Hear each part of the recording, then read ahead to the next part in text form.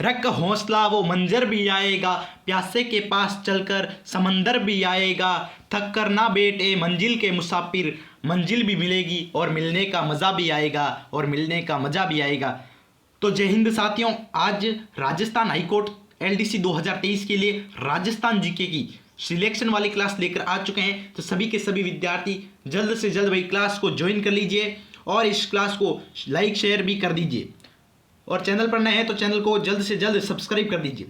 जितने भी आपके विद्यार्थीगण हैं पहचान वाले, सबको क्लास शेयर कर दो भाई, ठीक है। तो चलिए, पहला प्रश्न आपकी मोबाइल स्क्रीन पर, नागौर जिले में डेगाना भाकरी निम्न में से किस उत्पादन के लिए प्रसिद्ध है? डेगाना भाकरी ये नागौर जिले में है, ये किस उत्पादन के लिए प्रसिद्ध है? किसके लिए प्रसिद्ध है भाई? ये चूने पत्थर के लिए? अरे नहीं गुरुजी, चूने पत्थर का तो चूना उद्योग तो चित्तौड़गढ़ में है। कहाँ पर है? चित्तौड़गढ़ में है चूना उद्योग। तो ये तो अपना नहीं होगा। अगला क्या है? संगमरमर के लिए सर्वाधिक संगमरमर कट है मकराना में। मकराना सर्वाधिक की बात करें तो वो मकराना राजसमंद हो जाएगा सर्वाधिक, ठीक है भाई। तो ये भी नहीं होगा भाई। टंगस्टन के लिए कि गुरुजी ओ लागे माने तो काई बात कि ओ तो माने लागे, बिल्कुल रे। टंगस्टन के लिए डेगाना प्रसिद्ध है। अब एक अभ्रक भी पीछे रह गए, इसको पीछे क्यों छोड़ें? तो इसका भी बता दो। अभ्रक के लिए भीलवाड़ा। अगर भीलवाड़ा ऑप्शन में नहीं दिया है तो भीलवाड़ा के अलावा अजमेर हो जाएंगे, जयपुर हो जाएगा, टोंक, सीकर और डूंगरपुर, ठीक है भाई। अगर भीलवाड़ा ऑप्शन में नहीं दिया गया तो अजमेर है, देख लो, अजमेर है। फिर हो जाएगा जयपुर, फिर हो जाएगा टोंक, फिर हो जाएगा सीकर और फिर हो जाएगा डूंगरपुर। ये हो जाएंगे अब ब्रेक के लिए। चलिए भी अगला प्रश्न, शाहपुरा का फूलडोल मेला किस माह में आयोजित किया जाता है? शाहपुरा का फूलडोल मेला, शाहपुरा, ये भाई चैत्र माह में आयोजित किया जाता है। कब? चैत्र माह में, भीलवाड़ा में, भीलवाड़ा में, ठीक है भाई। 1826 में इस मेले की क्या हुई थी? परंपरा की शुरुआत हुई थी। कब? 1826 में इसकी क्या हुई थी? शुरुआत हुई थी। ये परंपरा है कहाँ की? भीलवाड़ा। हाँ भाई, एक प्रश्न आवे, शाहपुरा की बात कर ली आप तो एक प्रश्न का ये पूछ ले कि शाहपुरा प्रजामंडल की स्थापना, शाहपुरा प्रजामंडल, इसकी स्थापना हुई थी 18 अप्रैल 1938 को। 1938 को माणिक्यलाल वर्मा के सहयोग से रमेश चंद्र, कृष्ण की रमेश चंद्र ओझा और लादूराम व्यास और एक और था, कौन था? अभय सिंह डांगी द्वारा शाहपुरा एक वो पहली रियासत थी जो 14 अगस्त 1947 को लोकतांत्रिक और पूरी तरह से जिम्मेदार शासन स्थापित किया था, ठीक है भाई। और 27 सितंबर 1947 को गोकुललाल असावा को सुदर्शन देव ने प्रधानमंत्री नियुक्त किया था, ठीक है भाई। चलिए, वह देवी जिनकी खंडित मूर्ति की पूजा की जाती है, हाल फिलहाल गई है भाई, उनका मेला हाल फिलहाल ही गया है, अभी कुछ दिन हुए हैं। हाँ बताओ, खंडित मूर्ति की पूजा तो गुरुजी शीतला माता की जाती है। शीतला माता जिनका मेला भरता है चैत्र कृष्ण अष्टमी को इनका क्या भरता है? मेला भरता है। कहाँ भरता है भाई? चाक्षू में। अरे चाक्षू में भी जगह है एक, कौन सी? सील की डूंगरी पहाड़ी, सील की डूंगरी पहाड़ी पर इनका मेला भरता है। चाक्षू जयपुर में। कब भरता है? चैत्र कृष्ण अष्टमी को। उपनाम क्या है शीतला माता का? उपनाम चेचक देवी, सेडल माता, बच्चों की संरक्षिका, बोधरी निवारक देवी और माई अनामा, महामाई माता, ये इनके क्या है? उपनाम है। वाहन की बात करें तो इनका वाहन है गधा। क्या है? गधा इनका वाहन है। और गधों का मेला लगता है लूनियावास में। कहाँ लगता है गधों का मेला? पूछ ले तो लूनियावास जयपुर में गधों का मेला लगता है। इनके मंदिर का निर्माण करवाया था माधो सिंह ने। और शीतला माता के मंदिर को सुहाग मंदिर भी कहते हैं। पूछ ले सुहाग मंदिर किस मंदिर को कहते हैं? शीतला माता के मंदिर को कहते हैं। माधो सिंह ने इनके मंदिर का निर्माण करवाया था। इनका अन्य मंदिर कागा में है। कागा जोधपुर में। कागा में भी इनका एक मंदिर है शीतला माता का।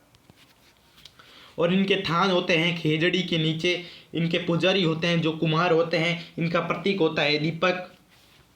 ठीक है भाई, चलिए। आहड़ सभ्यता के उत्खनन। आहड़ आजकल ट्रेंडिंग में चल रहा है। आहड़, गणेश्वर, बालाथल, ये सभी आजकल सभ्यताएं ट्रेंडिंग में चल रही है। कालीबंगा हो गई। आहड़ सभ्यता के उत्खनन करता। अब भाई कोई तो बता दी कि रतन चंद्र अग्रवाल, कोई बता दी HD सांकलिया। तो ये तो नहीं होंगे।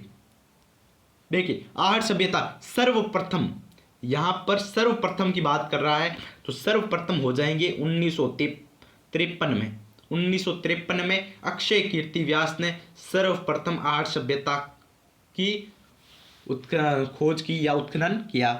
फिर दूसरी बार, अब भाई दूसरी बार की बात आ गई तो दूसरी बार 1956 में किसने? रतन चंद्र अग्रवाल ने दूसरी बार इसका क्या किया? उत्खनन कार्य किया 1956 में। और तीसरी बार 1961 में। 1961 में HD सांकलिया ने 1961। ठीक है भाई, चलिए महत्वपूर्ण तथ्य बता देता हूँ इनके थोड़े। आहड़ सभ्यता के महत्वपूर्ण तथ्य जो एग्जाम की दृष्टि से आपके लिए वेरी वेरी इंपॉर्टेंट है। आहड़ सभ्यता आहड़ नदी के किनारे स्थित है। इसका प्राचीन नाम ताम्रवती नगरी या तांबावली था। और 10वीं और 11वीं सदी में इसको आघाटपुर या आघाट दुर्ग के नाम से जाना जाता था। इसका स्थानीय नाम बहुत बार पूछता है। स्थानीय नाम, आहड़ सभ्यता का स्थानीय नाम की बात करें तो स्थानीय नाम था इसका धूलकोट। क्या था? धूलकोट इसका स्थानीय नाम था। चलिए भाई, एकलिंग प्रशस्ति का रचनाकार कौन था? एकलिंग प्रशस्ति का रचनाकार, इसका रचनाकार था महेश्वर। कौन था? महेश्वर। राजस्थान के किस जिले में काला सागर तालाब स्थित है? काला सागर तालाब यह है रणथंभौर में। रणथंभौर सवाई माधोपुर में। कहाँ पर है? सवाई माधोपुर में। राजस्थान का कौन सा महल विश्व का सबसे बड़ा रिहायशी महल है? विश्व का सबसे बड़ा रिहायशी महल, अरे कौन सा? बताओ रे, बहुत इजी है। चलो हिंट देता हूं, जिसका अन्य नाम बता देता हूं। चलो फिर बता दो। अन्य नाम है उसका चित्र पैलेस। चित्र पैलेस उसका क्या है? अन्य नाम है चित्र पैलेस। अब तो बता दो रे, अब तो बता दो। चित्र पैलेस उसका अन्य नाम है। और दूं, 1940 में जिसका पूर्ण निर्माण हो चुका था। 1940 में इसका पूर्णतया निर्माण हो चुका था। महाराजा उम्मेद सिंह ने जिसे बनवाया था। अरे याद आ गो सर, उम्मेद पैलेस जोधपुर हो जाएगा। ठीक है, उम्मेद पैलेस जोधपुर विश्व का सबसे बड़ा रिहायशी महल। राजस्थान का कौन सा क्षेत्र गोटा उद्योग का प्रसिद्ध केंद्र है? गोटा उद्योग का प्रसिद्ध केंद्र 3 है। कितने? 3। लेकिन हमें ऑप्शन में कौन सा दिया गया वो अभी जानते हैं। पहला तो हो जाएगा, देखो जयपुर है। फिर बिनाय है। बिनाय कहाँ पर? बिनाय अजमेर में है। और खंडेला जो कि है वर्तमान में सीकर में। तो ये अपना खंडेला उसमें दिया गया है। कौन से 3 उद्योग? खंडेला, सीकर, बिनाय, अजमेर और जयपुर। याद रखना तीनों एग्जाम में पूछ ले, खंडेला नहीं दिया हो तो दोनों में से कोई दिया हो तो कर देना, ठीक है भाई। चलिए, जोगी महल कहाँ स्थित है? जोगी महल कहाँ स्थित है? जोगी महल ये है रणथंभौर के किले में, रणथंभौर के किले में ये स्थित। अरे रणथंभौर की बात आ गई। हाँ, तो अबुल फजल ने एक बार क्या कहा था रणथंभौर के बारे में कि अन्य सभी किले नंगे हैं लेकिन ये किला बख्तरबंद है। अबुल फजल की एक बात याद आ रही है मुझे, उन्होंने कहा था कि अन्य सभी किले नंगे हैं लेकिन ये किला बख्तरबंद है। एग्जाम में पूछे तो याद करना, रणथंभौर के बारे में कहा था, सर ने हमें बताया था। ये कैसा किला है? ये पहाड़ी किला है। इसका प्रवेश द्वार नौलखा द्वार, इसका प्रवेश द्वार है नौलखा द्वार। इस किले का प्रवेश द्वार है नौलखा द्वार। और किले में हमीर छतरी है, ठीक है, पद्मला तालाब है, हमीर महल है, गणेश मंदिर है, प्रसिद्ध गणेश मंदिर यहीं पर है, और पीर सदरुद्दीन की मस्जिद है, ठीक है। इसका निर्माण हुआ। और एक हाँ इम्पोर्टेंट बात, रंग देवी, रंग देवी कौन थी बताओ? रंग देवी गुरुजी अमीर की क्या थी? पत्नी थी, अमीर की पत्नी। रंग देवी ने के नेतृत्व में राजस्थान का पहला जल जौहर, राजस्थान का पहला जल जौहर, याद रखना, वेरी इंपॉर्टेंट है प्रश्न। राजस्थान का पहला जल जौहर रंग देवी के नेतृत्व में 11 जुलाई, कब? 11 जुलाई 1301 में हुआ था, इसी महल में। पहला राजस्थान का जल जौहर रणथंभौर के किले में हुआ था, रंग देवी के नेतृत्व में हुआ था, 11 जुलाई 1301 में हुआ था। याद रखना, पूछ ले तो करके आ जाना सही से। किस किले जिले को? राजस्थान का राजकोट, राजस्थान का राजकोट भाई, राजस्थान का राजकोट, राजस्थान का राजकोट कहते हैं लूणकरणसर को। अरे हाँ, लूणकरणसर सही है। ये कहाँ पर पड़ता है? बीकानेर में पड़ता है भाई। राजस्थान का कौन सा किला सुवर्णगिरी के नाम से प्रसिद्ध है? सुवर्णगिरी, सुवर्णगिरी, सोनगिर, गोल्डन माउंट, जालोर के किले को कहते हैं। देखिए, जालोर के किले का अन्य नाम सुवर्णगिरी तो होता ही है, फिर एक सोनगिर भी कहते हैं इसको, सोनगिर, और एक गोल्डन माउंट। ये पूछ लेता है कई कई बार, गोल्डन माउंट ये पूछ लेता है कि गोल्डन माउंट किसका प्रसिद्ध नाम है। चित्तौड़गढ़ दुर्ग के विजय स्तंभ का वास्तुकार कौन था? विजय स्तंभ का वास्तुकार,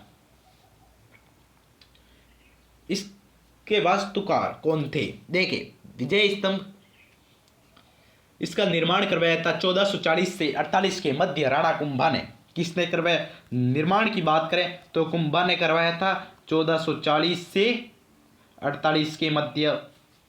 लेकिन हमें क्या पूछ रहा है? वास्तुकार पूछ रहा है, तो वास्तुकार था रावजेता।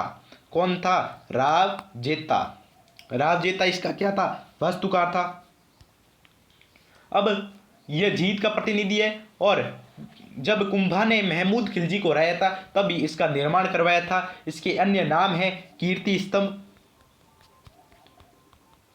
कीर्ति स्तंभ और विष्णु स्तंभ। विष्णु स्तंभ इसके अन्य नाम है, कीर्ति और विष्णु स्तंभ इसके अन्य नाम है। हाँ भाई, जो विजय स्तंभ की प्रतिमा है, फोटो है, वो राजस्थान पुलिस और माध्यमिक शिक्षा बोर्ड का प्रतीक है, ठीक है भाई। प्रतीक चिन्ह है विजय स्तंभ की प्रतिमा, राजस्थान पुलिस और माध्यमिक शिक्षा बोर्ड का प्रतीक है, याद रखना। चलिए, राजस्थान में सफेद सीमेंट के लिए कौन सा स्थान प्रसिद्ध है? सफेद सीमेंट के लिए तो नागौर है, नागौर का गोटन, जिसकी स्थापना 1984 में हुई थी, 1984 में। इसके अलावा देख लीजिए भाई कि 1988 में जोधपुर में खारिया खंगार में सफ़ेद सीमेंट का कारखाना भी स्थापित किया गया था। 1988 में खारिया खंगार जोधपुर में भी एक सफ़ेद सीमेंट का कारखाना स्थापित किया गया था। चलिए, बमरसिया नृत्य कहाँ का प्रसिद्ध नृत्य है? बमरसिया, बमरसिया ये तो है अलवर और भरतपुर का। कहाँ का? अलवर और भरतपुर का। कालीबंगा, देखिए बताया था आर्ट के, जब मैंने क्या कहा था, ट्रेंडिंग में चल रही है आजकल सभी एग्जाम में। एक तो सभ्यता का प्रश्न आता ही आता है, जिसमें से कालीबंगा, हाट, गणेश और बालाथर, ये 4-5 है जो मेन है। तो देखिए कालीबंगा, कालीबंगा सभ्यता किस नदी के किनारे फैली है? देखिए भाई पहला प्रश्न क्या दिया गया ऑप्शन? आहड़ नदी। आहड़ नदी के किनारे तो आहड़ सभ्यता है, ठीक है। आहड़ नदी, माही नदी, लूनी नदी या सरस्वती नदी? कालीबंगा भाई गग्गर नदी के किनारे है ना, गग्गर नदी के, ऑप्शन में नहीं दिए गए लेकिन गग्गर नदी के किनारे हैं कालीबंगा सभ्यता, जिसकी खोज की थी 1952 में।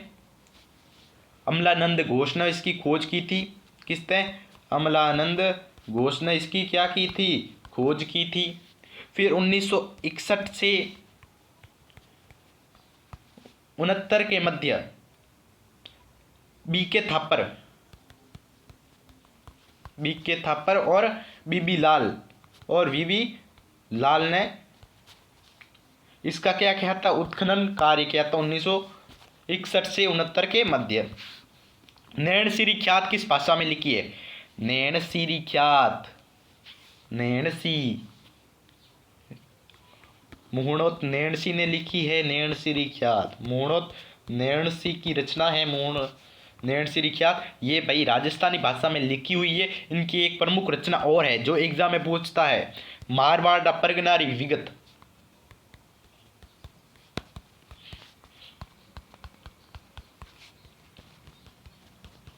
मारवाड़रा परगनारी विगत, ये एग्जाम में भाई कई बार पूछ लेता है, ठीक है भाई। ये भी मोड़त नैणसी की है। वे लोक देवता जो धनी लोगों को लूटकर उनका धन गरीबों में बांट देते थे। कौन तारे? कमेंट में भाई कंजूसी मत आने दो, शेयर बैरवी कर दो। वे थे डूंगर जी और जवार जी।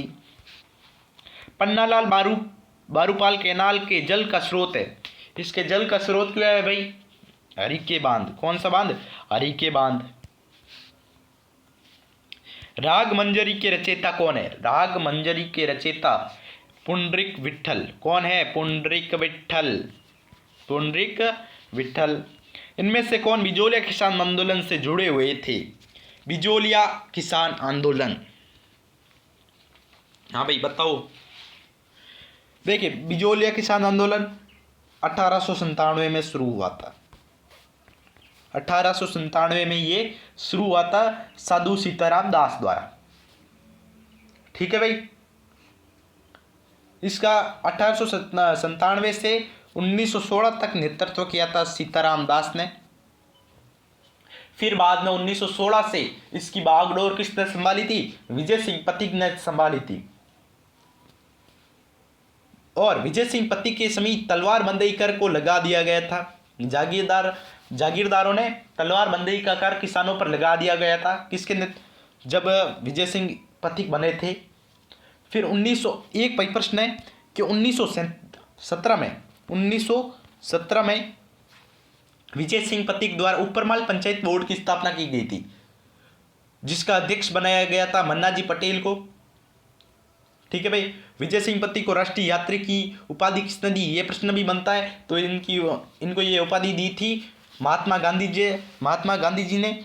जब 1918 में विजय सिंह पथिक बम्बई में गांधी जी से उनकी मुलाकात हुई, ठीक है भाई। तो और तृतीय चरण की बात करें तो ये चला था 1927 से 1941 तक, जिसका नेतृत्व किया था माणिक्यलाल वर्मा ने।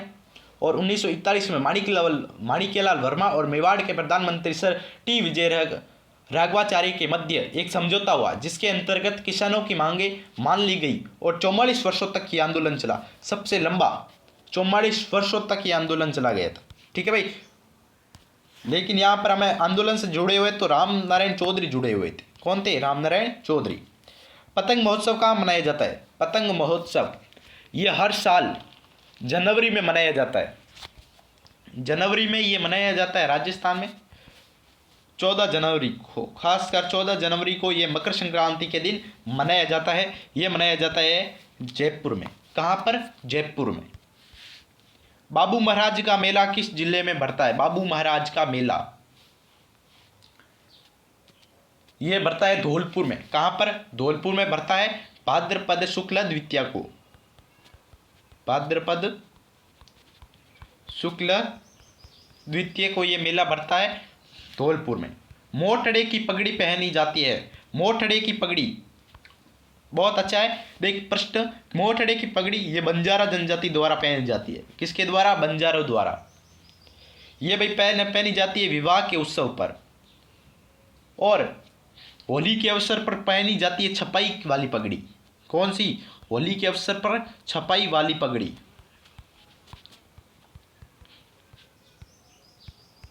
होली के अवसर पर छपाई वाली पगड़ी, और दशहरे के अवसर पर मदिल पगड़ी पहनी जाती है दशहरे के अवसर पर। उदयपुर के आसपास की कटोरी नुमा पहाड़ियों को क्या कहते हैं? कटोरी नुमा पहाड़ियों को क्या कहते हैं भाई? इनको कहते हैं गिरवा। क्या कहते हैं? गिरवा।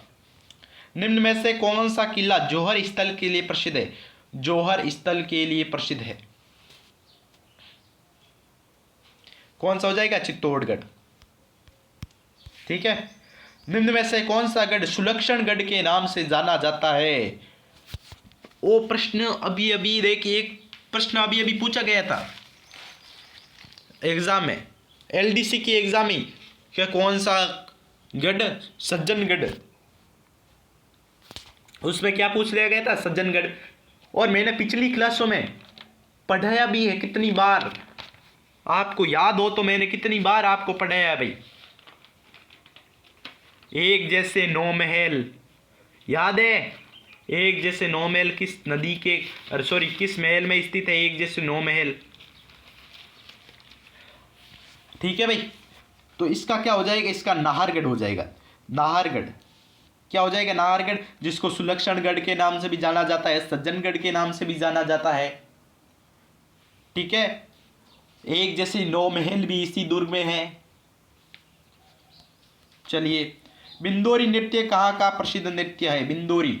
बिंदोरी कहाँ का प्रसिद्ध नृत्य? जालोर। अरे जालोर का तो ढोल नृत्य हो जाएगा। जालोर का तो ढोल नृत्य है। कहाँ का? झालावाड़ का। बिल्कुल, वेरी गुड, झालावाड़ का हो जाएगा। बिंदोरी झालावाड़ का। ये विवाह या होली के अवसर पर किया जाता है। विवाह या होली के अवसर पर किया जाता है। चलिए, आज के लिए इतना ही। फिर मिलते हैं एक और नेक्स्ट क्लास में। तब तक के लिए जय हिंद, जय भारत, धन्यवाद, थैंक यू सो मच। और अभी तक भाई चैनल को सब्सक्राइब नहीं किया तो मेरी इतनी एक छोटी सी मांग को आप पूर्ण कीजिए और चैनल को अवश्य से अवश्य सब्सक्राइब कीजिए। Thank you so much.